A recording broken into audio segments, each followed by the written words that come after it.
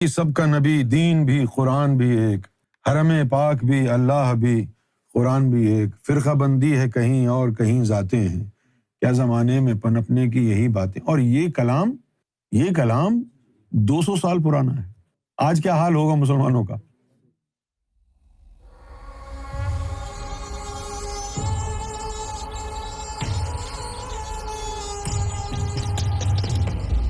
اکثر لوگ استخارہ کرتے ہیں لیکن پھر بھی کنفیوژن رہتی ہے، کیا استخارہ کا مطلب صرف خواب کا انتظار ہوتا ہے یا اللہ کسی اور طریقے سے بھی رہنمائی کرتا ہے جسے ہم سمجھ نہیں پاتے؟ جن کو عمل استخارہ آتا ہے ان کو اشارے ہو جاتے ہیں، جن کو آتا ہے۔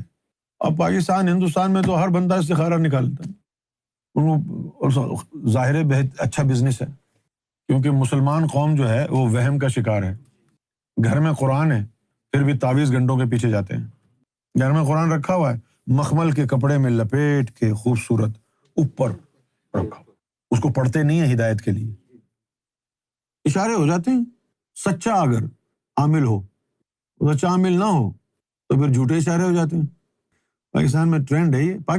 ہماری مسلمان قوم تو ہر چیز کو یوز کرتی ہے۔ ان کو پتہ چلا کہ بھائی شادی وادی سے پہلے استخارہ نکلوا لو، جس طرح ہندوؤں میں ہے، مہورت کنڈلی بناتے ہیں، پھر اس کے بعد شبھ گھڑی کون سی ہے ان کے وواہ کی وہ ڈھونڈتے ہیں، اس کے بعد بھی طلاق ہو جاتے ہیں۔ بھائی جب شبھ گھڑی مل گئی، اسی لمحے آپ نے ان کا وواہ بھی کیا، تو پھر شادی کیوں ٹوٹی جب سب ٹھیک تھا؟ تو یہ غلط اشارے ہو جاتے ہیں۔ استخارہ نکالنے کے لیے وہ 2 نفل پڑھتے ہیں، کچھ پڑھائی کرتے ہیں، سو جاتے ہیں، خواب میں کوئی اشارہ ہوتا ہے۔ اب جو اشارہ سچا ہوا ہے جھوٹا ہوا ہے یہ کون بتائے گا عامل کو؟ اس نے تو پیسے لیے 10,000 روپے، چلو جی یہ اشارہ ہوا ہے، کر دو شادی۔ شادی کر کے زندگی تباہ ہو گئی، سارا استخارہ بھی گیا۔ اب بعد میں کون آتا ہے پوچھنے کے لیے تم نے غلط استخارہ کیا؟ صدمہ سے قصہ کے بیٹھ جاتے ہیں لوگ۔ تو بہترین عمل کیا ہے؟ اللہ توکل کرو کام۔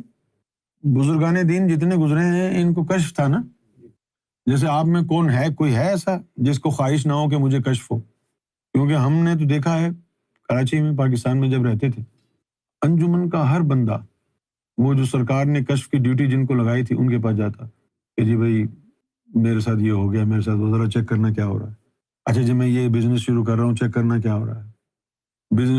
کشف والوں سے چیک کرانے کے بعد بزنس شروع کیا، پھر بھی تباہ ہو گیا۔ تو اب اتنے ولیوں کے پاس کشف تھا، وہ کشف کے حالت میں دیکھ لیتے تھے کہ بھئی کیا صحیح ہے کیا غلط ہے۔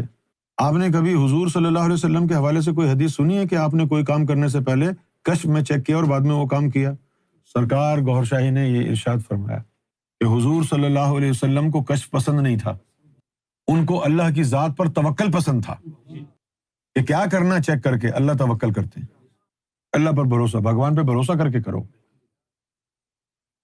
تو مسلمان قوم پھنسی ہوئی ہے انہیں چکروں میں، استخارہ کروا لو، تعویذ گنڈے لے آؤ، یہ کر لو، عملیات کروا لو، اپنے مطلب کے لیے وہ قرآن کو بھی یوز کریں گے۔ یعنی جن کا دین سے کوئی تعلق نہیں ہوگا، ان کو پتہ چلے گا نا کہ فلاں بابا تعویذ گنڈا بنا کے دیتا ہے، اس سے کاروبار میں برکت ہوتی ہے۔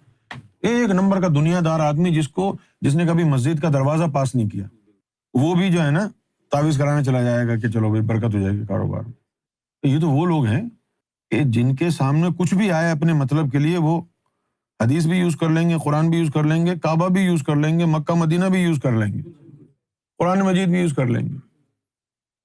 آپ کو مسلمان ہونے پر فخر ہے؟ آپ کے مسلمان کیا کر رہے ہیں پاکستان ہندوستان میں آج؟ جھوٹی گواہیاں کہ میں قرآن پہ ہاتھ رکھ کے گواہی دوں گا، 20,000 روپے دے دینا۔ قرآن پہ ہاتھ رکھ کے گواہی عدالت میں دی جاتی ہے، قرآن پہ ہاتھ رکھ لا الہ الا اللہ محمد رسول اللہ 3 دفعہ نبی کا کلمہ پڑھ کے، اور یہ نہیں کہ دباؤ کے تحت، پہلے سے سودا کیا ہوا ہے، ہاں میں کلمہ پڑھ کے قرآن پہ ہاتھ رکھ کے جھوٹی گواہی دوں گا، 50,000 روپے دے دو۔ 50,000 روپے لیے اور جا کے کلمہ پڑھا، قرآن پہ ہاتھ رکھا، تم مسلمان ہو؟ ایسے مسلمان ہونے پر تو لعنت ہے جو اپنے دین کو بیچ دیں، جن کو قرآن کا تقدس نہ ہو، جن کو کلمے کا پاس نہ ہو، وہ کہاں کا مسلمان ہے؟ اور پھر وہی لوگ حج کو جا رہے ہیں۔ میرا تو دماغ یہاں فیل ہو جاتا ہے۔ جھوٹی قسمیں کھا کے قرآن پہ ہاتھ رکھ کے جھوٹی قسم کھائی، لا الہ الا اللہ محمد رسول اللہ، کلمہ پڑھا, جھوٹی گواہی دی, اب تو کعبے کیوں جا رہا ہے؟ تو کافر ہے. شاید کمانے کا کوئی اور ارادہ ہوگا, کعبے میں جا کے جیب کاٹنی ہوگی.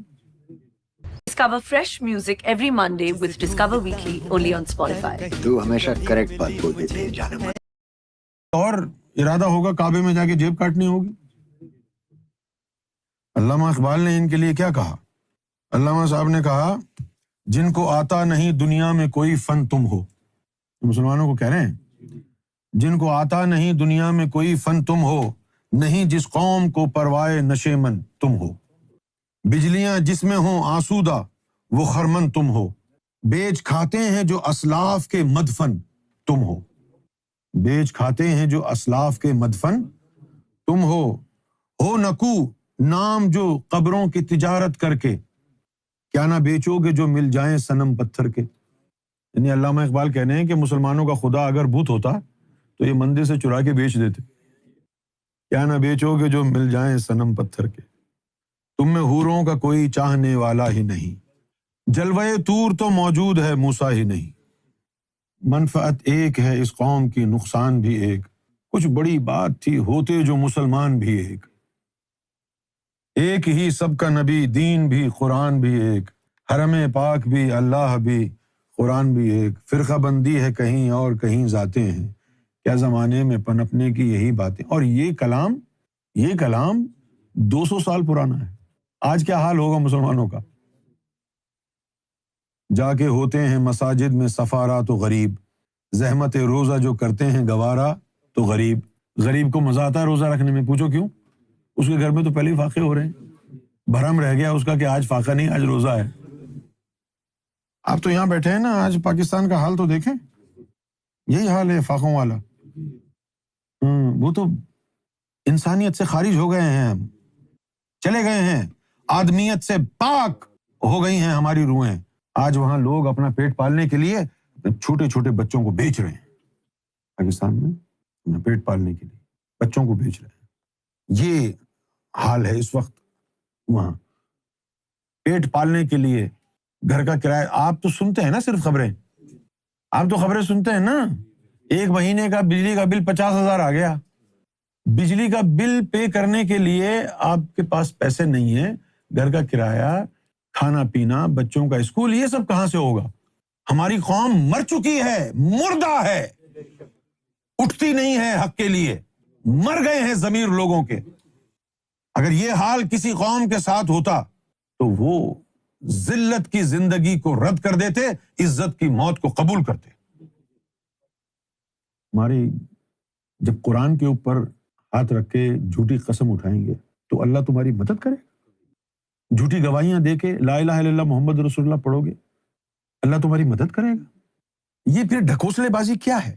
وہاں اللہ رسول کا نام بھی نیلام کر رہے ہو اور جا کے مسجدوں میں سجدے بھی کر رہے ہو, پھر روزہ بھی رکھ رہے ہو, داڑھی بھی رکھ رہے ہو, امامہ بھی باندھ رہے ہو, جھوٹی قسمیں بھی اٹھا رہے ہو. یہ ہے ذہنی مرض, یہ ہے عذاب الہی, عذاب الہی ہے یہ. ہمیں سرکار گوہر شاہی نے سکھایا ہے کہ اللہ رسول کے نام کی بے حرمتی نہ ہو. رسول اللہ کے نام پر کبھی جھوٹی قسم نہیں اٹھانی, بھلے زندگی چلی جائے, ادب کرنا ہے. جان جاتی ہے تو جائے, اللہ رسول کے نام پر جھوٹ نہیں بولنا ہے. کیا خیال ہے؟ آپ کے اندر یہ جذبہ ہے نا؟ اگر یہ جذبہ ہے تو آپ کو مبارک ہو کہ آپ کے دل میں ایمان ہے, اور شکر کرو سرکار گوہر شاہی کی کرم نوازی کا. ان کے طفیل, ان کے دم قدم سے یہ ایمان ہے. واعظ قوم کی وہ پختہ خیالی نہ رہی, برق طبعی نہ رہی, شعلہ مقالی نہ رہی, رہ گئی رسم اذاں, روح بلالی نہ رہی, اور فلسفہ رہ گیا تلقین غزالی نہ رہی. مسجدیں مرثیہ خواں ہیں کہ نمازی نہ رہے, یعنی وہ صاحب اوصاف حجازی نہ رہے. صاحب اوصاف حجازی کون ہے؟ کہ جو آنکھیں بند کریں تو سامنے کعبہ نظر آتا ہے, سامنے کعبہ نظر آتا ہے. ایک مرید تھا, وہ نماز پڑھنے کے لیے کھڑا ہوا, اس نے مرشد سے کہا کہ مجھے کعبے کی سمت کا نہیں پتا ہے, تو میں کس طرف رخ کر کے نماز پڑھوں. تو اس کے مرشد نے اپنا راز چھپانے کے لیے کہا کہ بیٹا آنکھیں بند کر کے کہو کہ منہ میرا کعبے کی طرف. تو جہاں آنکھیں بند کر کے کعبہ نظر آئے وہیں پر شروع ہو جانا.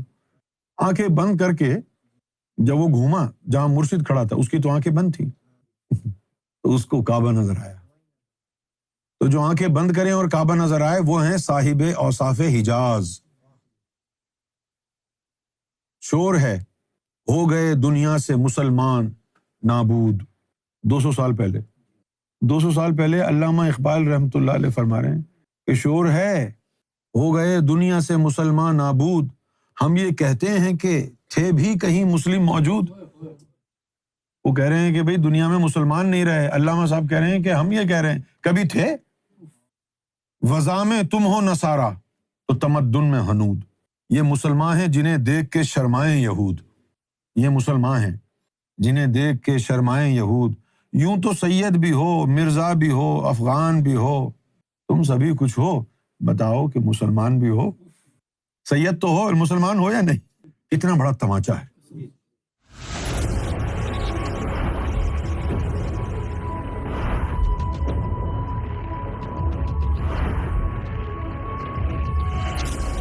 Amra TV, the place to connect with God.